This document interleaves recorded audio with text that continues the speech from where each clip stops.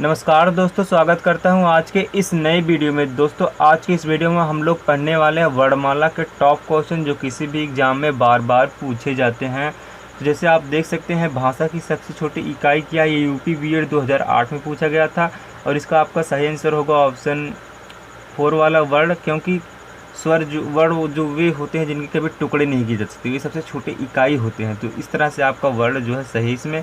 फिर अगला, निम्न में से अर्धस्वर कहलाता है। वर्धस्वर आपका 2 होता है, पहला होता है या और दूसरा होता है वह। आपको ऑप्शन में जो मिल जाए वही इनमें से कोई एक, तो उसको टिक लगा देना। यहाँ देखो मेरा या है। और ये प्रश्न कब पूछा गया था, यूपी पीजीटी 2005 में। ठीक है।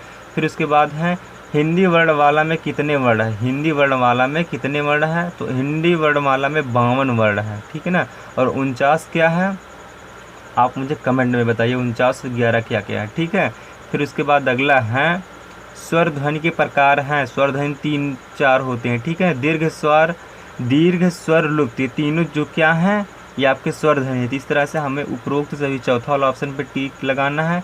और ये जो प्रश्न है ये मोस्ट इंपॉर्टेंट है। ये पूछा कब गया है, ये पूछा गया है यूपी पीजीटी 2004 में। जो सभी प्रश्न है किसी न किसी एग्जाम में पूछे गए, तो उनमें से मैं छांट करके नोट्स बना करके आप लोग का डिस्कशन करवा रहा हूँ। ठीक है। फिर आपका अगला क्वेश्चन है, निम्नलिखित में से कौन सा समृद्ध स्वर है। तो आपका इसमें से ऑप्शन 5 वाला सही रहेगा, क्योंकि ये जो है छोटी ये समृद्ध स्वर है। ये कब प्रश्न पूछेगा, यूपी पीएससी और पीजीटी 2009 में प्रश्न पूछा गया है। फिर उसके बाद आपका अगला प्रश्न है, छ वर्ण किसके योग से बनता है।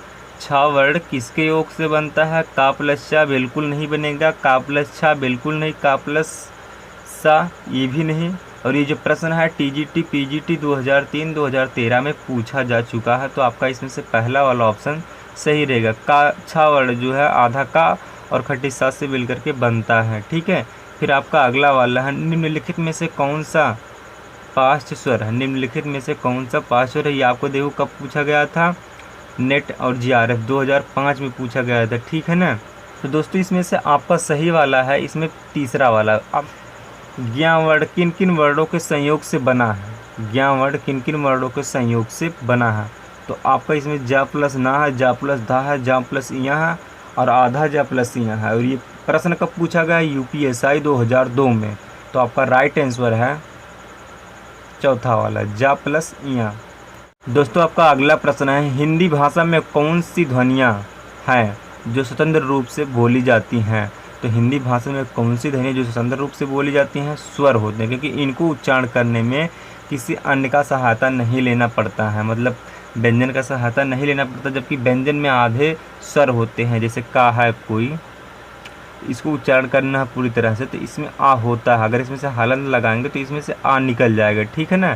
तो का आधा का प्लस आ मिल करके क्या बनते हैं, पूरा का बनते हैं। ठीक इसी तरह से ये भी है, ये व्यंजन की हाल है। और वर्ड के अंतर्गत ये दोनों आ जाते हैं, और इसलिए हमारा राइट आंसर होगा स्वर वाला। दोस्तों अब आपका अगला प्रश्न है, जिनके उच्चारण में दीर्घ स्वर से भी अधिक समय लगता है वे क्या होते हैं। वे भाई आपका दूसरा वाला लुप्त स्वर होते हैं। जिनके उच्चारण में दीर्घ स्वर से भी अधिक समय लगता है वो आपके क्या होते हैं, लुप्त स्वर होते हैं। आपके अगला प्रश्न है, जीव की स्थिति के अनुसार स्वर कितने भेद हैं।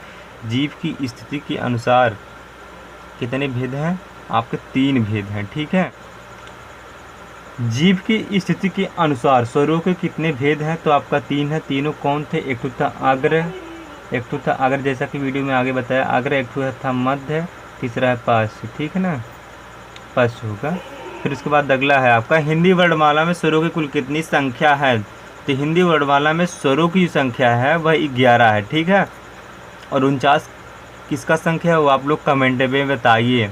ठीक है। फिर आपका नेक्स्ट क्वेश्चन है अगला वाला, री को वर्णमाला में स्थान दिया गया है। तो भाई आपका द्विगुण व्यंजन में दिया गया है, बिल्कुल नहीं दिया गया है। व्यंजन में दिया गया है, बिल्कुल नहीं। फिर उसके बाद संयुक्त व्यंजन में बिल्कुल नहीं दिया गया। आपका राइट आंसर होगा स्वर में दिया गया है। ठीक है। फिर उसके बाद अंतिम प्रश्न है आपका, अयोगवाह कहा जाता है। अयोगवाह कहा जाता है अल्पप्राण, ये भी नहीं।